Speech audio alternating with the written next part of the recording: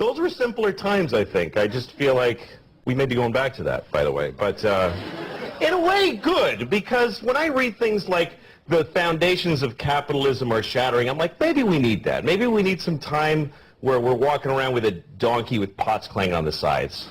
You think that would just bring us back to reality? Yeah, because everything is amazing right now, and nobody's happy. Like, in my lifetime, the changes in the world have been incredible. When I was a kid, we had a rotary phone. We had a phone that you had to stand next to, and you had to dial it. Yes. You realize how primitive? You're making sparks in a phone, and you actually would hate people with zeros in their numbers because it was more. It's like, oh, this guy's got 2 zeros. Screw that guy. Why do I want to?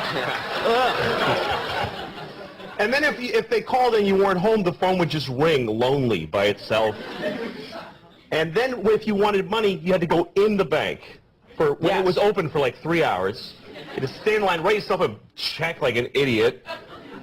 And then when you ran out of money, you just go, well, I can't do any more things now. I can't do any more things. That's it, yeah. That was it. And even if you had a credit card, the guy would go, ugh, and he'd bring out this whole shunk, and he'd write, you'd have to call the president to see if you have any money. And it's all true, kids. You had to call the president, It was ridiculous. Yes. Do you feel that we now, in the 21st century, we take technology for granted? Well, yeah, because now we live in an amazing, amazing world, and it's wasted on the crappiest generation of just spoiled idiots that don't care, because this is what people are like now. They got their phone, and they're like, ugh.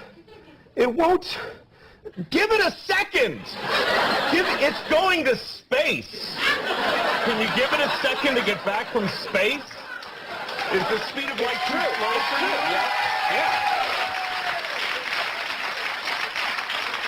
I was on an airplane, and there was internet, high-speed internet on the airplane. That's the newest thing that I know exists. And I'm sitting on the plane, and they go, open up your laptop. You can go on the internet. And it's fast, and I'm watching YouTube clips. I'm in an airplane. And then it breaks down, and they apologize. The internet's not working. The guy next to me goes, "This is bull."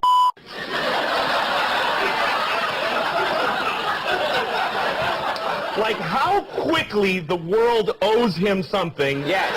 He knew existed only 10 seconds ago. Right. And on planes,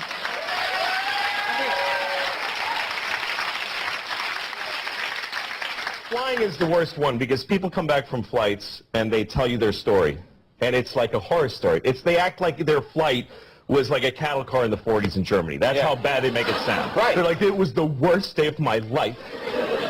First of all, we didn't board for 20 minutes.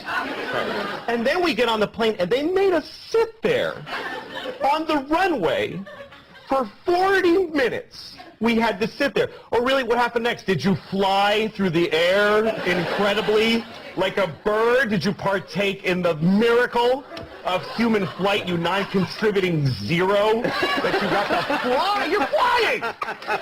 It's amazing. Everybody on every plane should just constantly be going, oh my God! Wow! You're flying. You're sitting in a chair in the sky. That's right. Now, Louis, but it doesn't go back a lot, and it's not really. Here's the thing: people they say there's delays on flights. Delays, really? New York to California in 5 hours. That used to take 30 years to do that, and a bunch of you would die on the way there and have a baby. You'd be a whole different group of people by the time you got there.